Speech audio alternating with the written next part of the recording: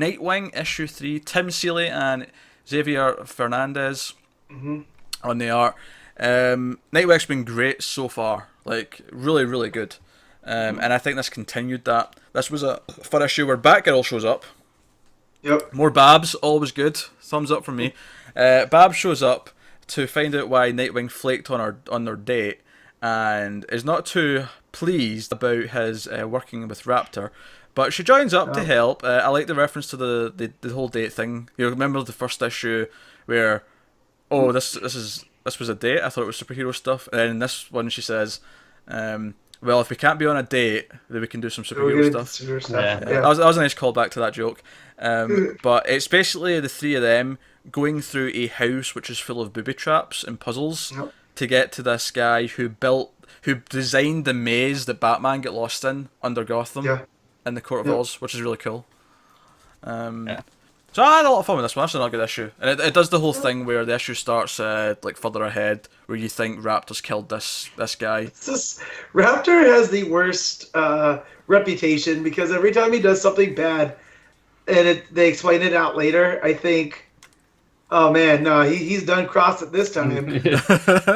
So that's why this opening works, because you think Raptor could have done it. Yeah, exactly. That's the only reason it works. And every time I'm proven wrong, but I'm like, nah, man, he's snapped. His name's Raptor. Like, he's gutted this dude. He's still a dick, but he's a fun dick. But that's what. So I brought it up in the group, and to borrow another wrestling term, because Pete put over. But in wrestling, you have these show-off heels that are bad guys to the point that, hey, look at me, watch me do this. I'm so cool, no one else can. And that's what Raptor is. We're kind of like, oh, I really don't like him, but that was really cool. And they work out with that way here. He's really growing on me, though. Yeah. He is. He's growing on me, and I think... I'm not sure where they're going to have him end up, if he's going to be like a recurring character once the arc's done or whatever. Maybe he will, maybe he won't. But I like what they're doing like with exploring Dick's character, because Babs is obviously really like against what he's doing right now. Like everything, like he's like stripping away everything that makes him Dick Grayson. And Raptor's arguing that no, this is who you really are. You've just been manipulated by Batman since a young age and all that. But is he stripping away what makes him Dick Grayson? Like, because I feel there's a long game being played that he's not that's really... the argument, isn't it? This is the analysis of his character. But what I think is going to ultimately happen here with Dick, though, is he's going to realise that a lot of what he thinks is just Batman teaching him is still him. Yeah, that's why Batman brought it out. Yeah, that's what he's going to ultimately learn, and he's going to have trouble getting there, obviously. But no, Bab's been upset at him, really upset at me, because... Well, it's like Mum and Dad fighting. No! I really like the Robin Hood story. Since he was a carnival kid, he traveled around, and all he had was this book about Robin Hood, and and he would bring it up to Babs. And I like how he says, the daughter of the police commissioner is like, yeah, if you rob from the rich to give to the poor, you're still breaking the law.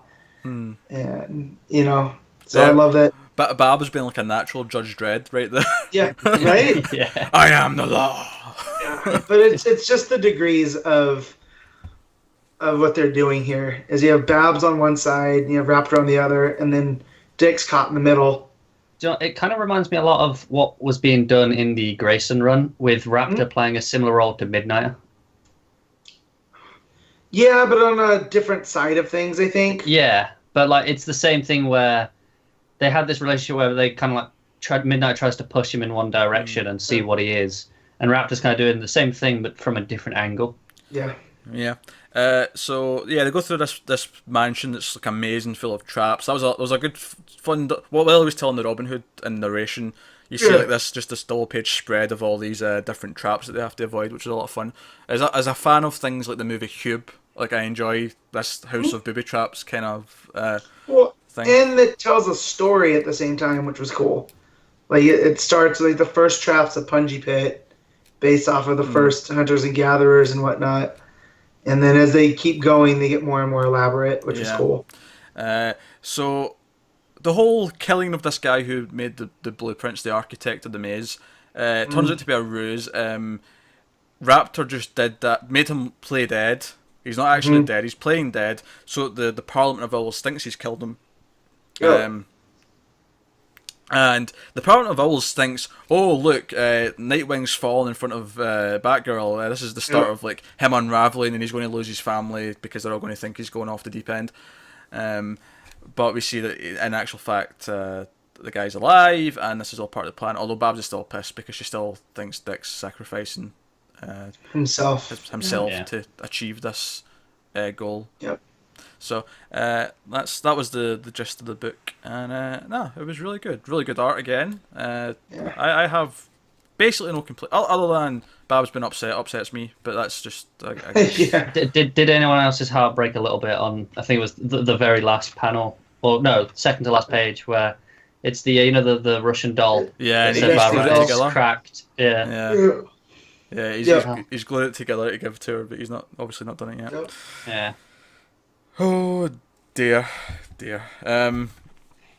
So that's Nightwing issue 3. That's been really good.